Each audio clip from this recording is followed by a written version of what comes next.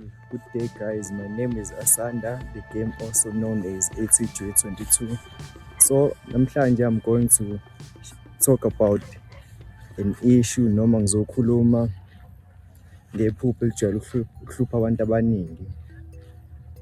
But indlela engiye ngithanda ukuqala ngayo when I'm going to ukuchaza lento yamaphupho, because kunezinto ekumele uqale uzazi first of all before you try to understand ukuthi kwenzakalani ngamaphupho akho. Mina ngithanda ukuchaza ngale ndlela.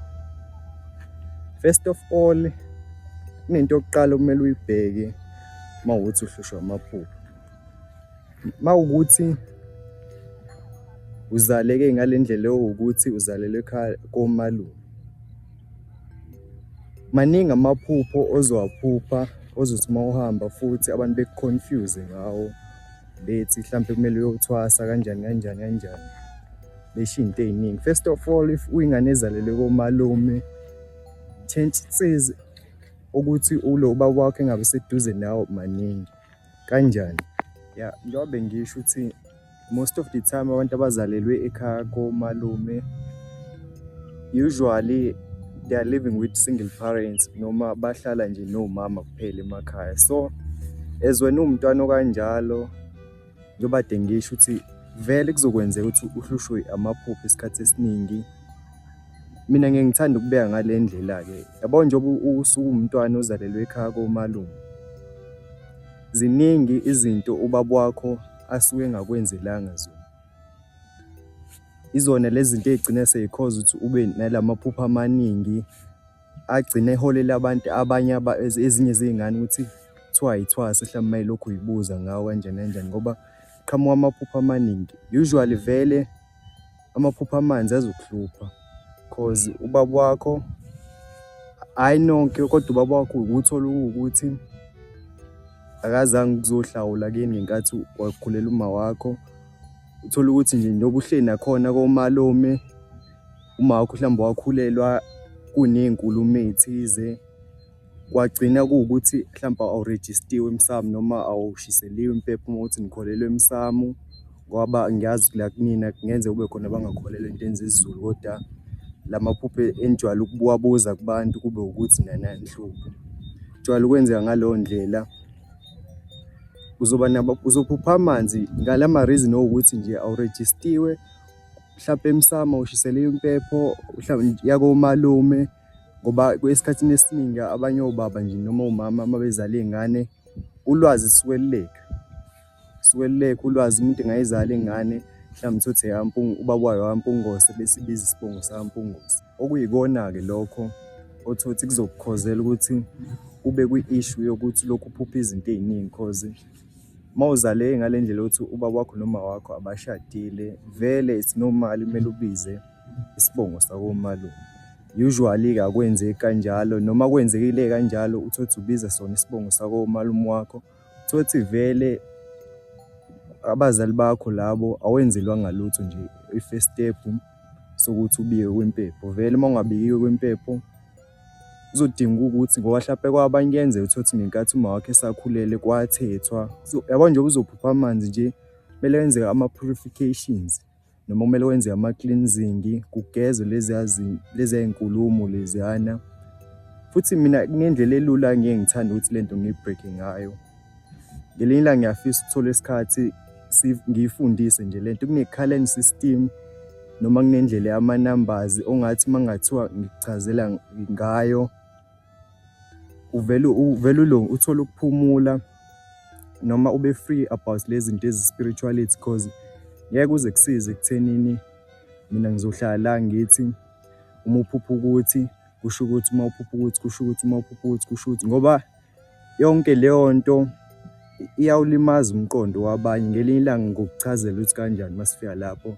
Angifuni lokhu ngishona le nale noma ngimikisa ama-topic kwi-video yami, but kunento esimple engizothi mawulapha ekhaya take notice of it noma ibuke.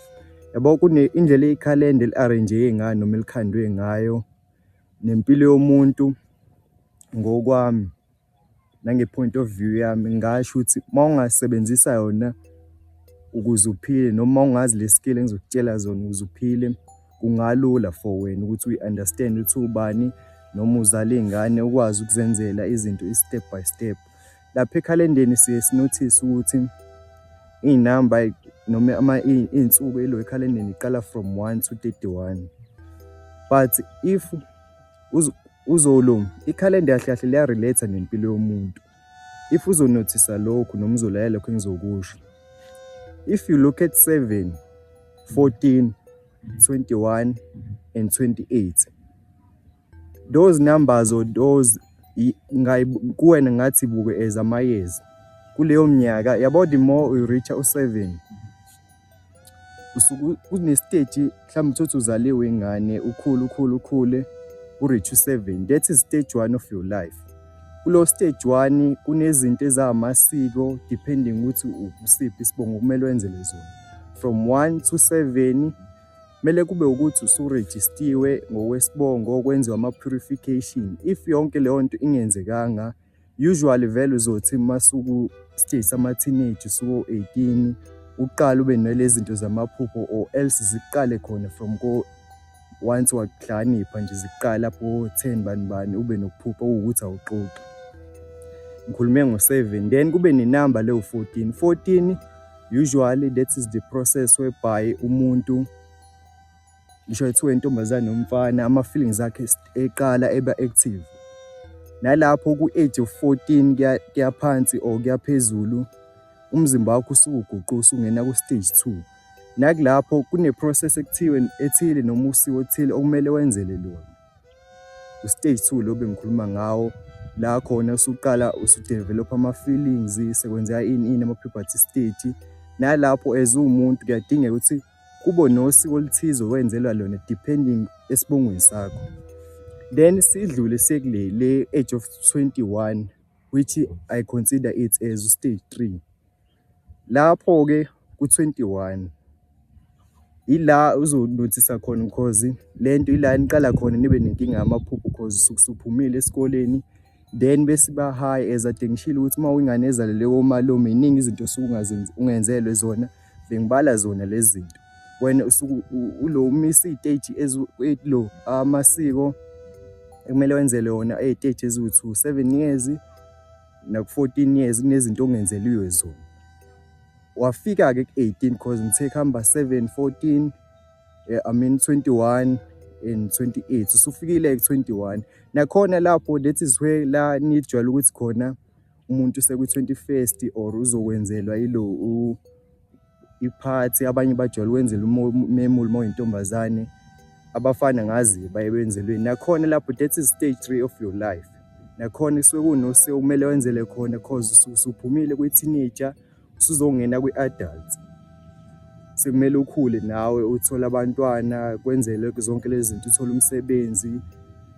And notice this thing, if uyingane ozalelwe komalume, wena zonke lezi iteji uma uyimisile, ngisho ethiwa uzalwe ulo ubaba wakho noma wakhe beshadile, kodwa zonke lezi iteji uma ingenziwe, usually uzoyishawa yiwona lamaphupho lawa enijwayele ukwabuza abantu ukuthi mangiphupha ukuthi kusho ukuthini, bese kusho ukuthi kanje. Mina ngeke ngingathandi ukuchaza ngaleyo ndlela.